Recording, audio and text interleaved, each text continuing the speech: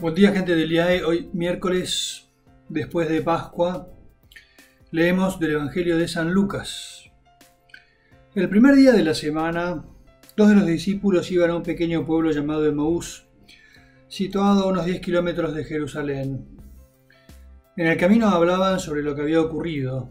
Mientras conversaban y discutían, el mismo Jesús se acercó y siguió caminando con ellos.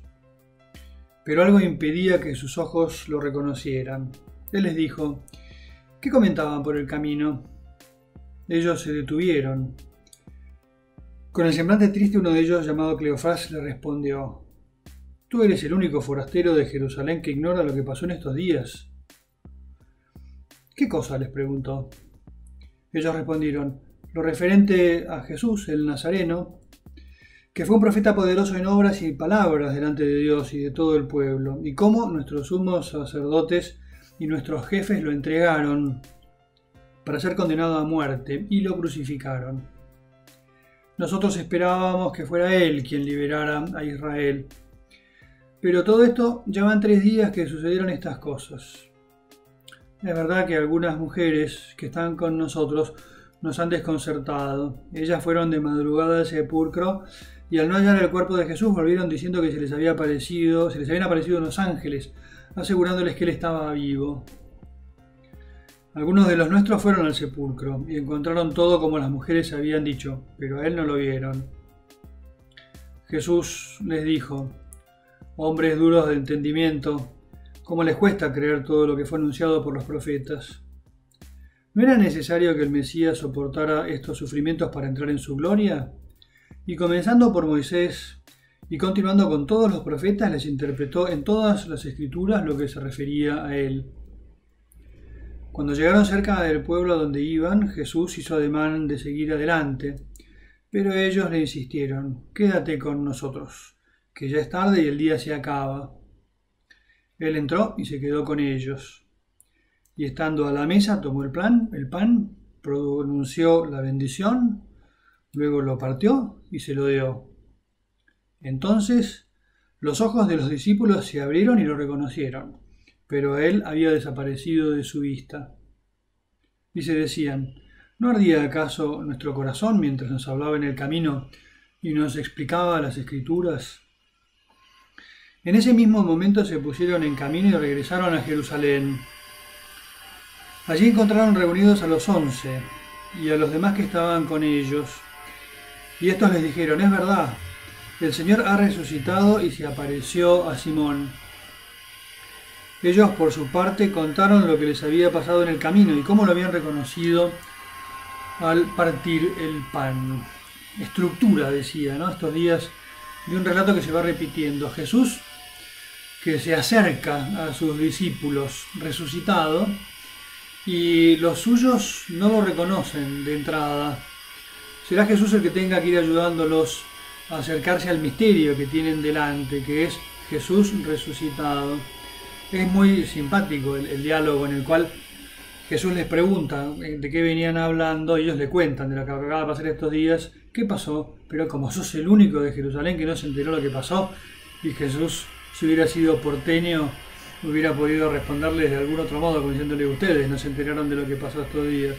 Pero los deja hablar y se ve que en una enorme empatía que encuentran en Jesús los lleva a abrir el corazón y a contarles la frustración que llevan encima, de cómo esperaban muchísimo de lo que estaban viviendo y que todo se evaporó en un abrir y cerrar de ojos, y ellos vuelven sin esperanza, desesperanzados, sin futuro. Y el Señor los hace recorrer las profecías, desde Moisés, pasando por los profetas, todas las que hablaban de lo que iba a suceder, y los va ayudando a reinterpretar lo que han vivido, de manera que ellos se van como acercando al misterio. Un momento lindísimo cuando llegan al lugar de destino y Él amaga a seguir de largo, y ellos, con una oración que la Iglesia se apropió después: Señor, quédate con nosotros, porque se hace de noche. Jesús entra a comer con ellos, y ahí gestos que se ve que habían visto otras veces en Jesús los ayuda a reconocerlo el Señor. Entonces se dan cuenta de a quién tienen delante, y en ese momento Jesús desaparece. Y ellos felices, vuelven corriendo a Jerusalén para contar lo que acaban de vivir. Esquema de las apariciones de Jesús, pero también una estructura de cómo podría ser nuestra vida cristiana.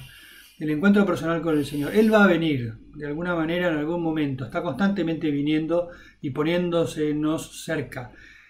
Las palabras de un amigo, una lectura que tenemos, un suceso duro o alegre que vivimos. Dios trata como de hablarnos en voz baja y nos pide que pongamos atención. Atención a las Escrituras. Y entonces el Señor va ayudándoles a entender lo que habían dicho los profetas.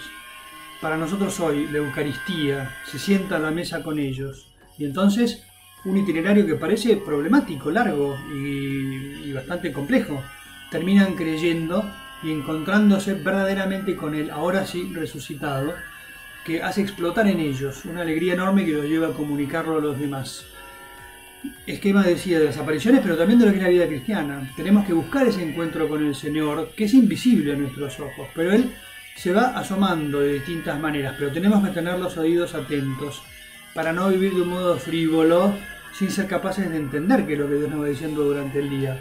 Las palabras de alguien en mi familia, una lectura, una predicación que escucho un domingo en misa, la lectura de la palabra de Dios, esta costumbre, ¿no?, de tratar todos los días de acercarnos a la palabra de Dios. Jesús está constantemente apareciéndosenos.